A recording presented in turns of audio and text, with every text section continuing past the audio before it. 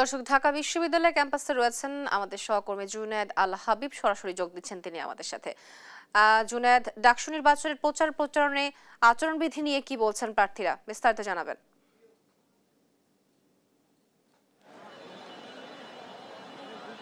তো আসলে আচরণবিধি নিয়ে বেশ কিছুদিন ধরেই অভিযোগ করে আসছিলেন প্রার্থীরা। তবে আজকে আমরা যেটি দেখেছি যে বিভিন্ন প্যানেলের প্রার্থীদের পক্ষ থেকে বলা হয়েছে যে নির্বাচন কমিশন বরাবর আচরণবিধি ভঙ্গের যে অভিযোগগুলো তারা করেছেন সেই বিষয়ে নির্বাচন কমিশনের পক্ষ থেকে কোনো ব্যবস্থা গ্রহণ করা হয়নি, যার ফলে তারা আসলে অভিযোগ করছেন নির্বাচন কমিশন এক ধরনের পক্ষপাতমূলক আচরণ করছে। যদিও আসলে এমন অভিযোগগুলো প্রায় প্রত্যেকটি প্যানেলের পক্ষ থেকেই করা হয়েছে, তো সুনির্দিষ্টভাবে কেউই আসলে বলতে পারেননি যে নির্বাচন কমিশন কাদের পক্ষপাতমূলক আচরণ করছে। এছাড়া আপনাকে বলে রাখি, আজকে শুক্রবার ঢাকা বিশ্ববিদ্যালয়ের একাডেমিক কার্যক্রম বন্ধ রয়েছে, কিন্তু আপনারা দেখছেন যে বিশ্ববিদ্যালয়ের ক্যাম্পাসে শিক্ষার্থীদের আসলে পদচারণা এখন মুখর রয়েছে। এবং আপনি জানেন যে গত 26 তারিখে আনুষ্ঠানিক প্রচারণা শুরু হয়েছে। প্রার্থীরা প্রতিদিন রাত 11টা পর্যন্ত মূলত তাদের প্রচারণার যে কার্যক্রমগুলো রয়েছে সেগুলো তারা পরিচালনা করতে পারবেন।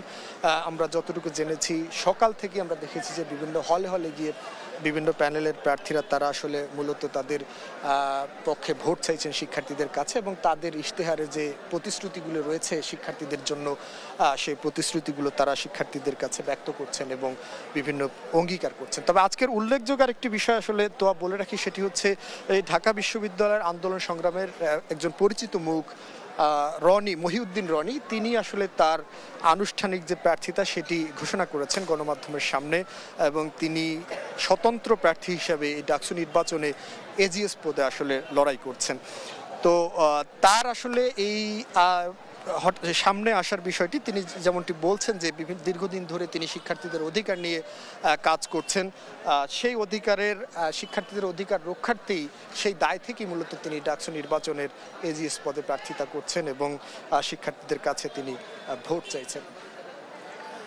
এছাড়া আসলে মোটা দাগে আমরা যে সকল প্রার্থীদের সাথে কথা বলেছি, তারা আশা করছেন যে এখন পর্যন্ত ক্যাম্পাসে নির্বাচনের যে পরিবেশ সেটি নিয়ে তারা সন্তোষ প্রকাশ করছেন। তারা বলছেন যে কিছু যে সুনির্দিষ্ট অভিযোগ রয়েছে নির্বাচন কমিশনের বিরুদ্ধে, সেই অভিযোগগুলো সুরাহা হলে বা সেই অভিযোগগুলো নিয়ে নির্বাচন কমিশন তাদের অবস্থান স্পষ্ট করলে তারা প্রত্যাশা করছেন যে আগামী 9 সেপ্টেম্বর যে ঢাকা বিশ্ববিদ্যালয়ের কেন্দ্রীয় ছাত্র সংসদ নির্বাচন অনুষ্ঠিত হবে বা হতে যাচ্ছে, সেটি উৎসব মুখর পরিবেশের মধ্য দিয়েই শিক্ষার্থীরা তাদের ভোটাধিকার প্রয়োগের মধ্য দিয়ে নেতা নির্বাচন করতে পারবেন, এমনটাই কিন্তু প্রার্থী এবং শিক্ষার্থী যারা ভোটার রয়েছেন প্রত্যেকেই প্রত্যাশা করছেন।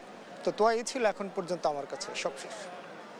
হাবিব, আপনাকে ধন্যবাদ। দর্শক, ডাকসু নির্বাচনের সর্বশেষ খবরাখবর জানাচ্ছিলেন আমাদের সহকর্মী জুনায়েদ আল হাবিব।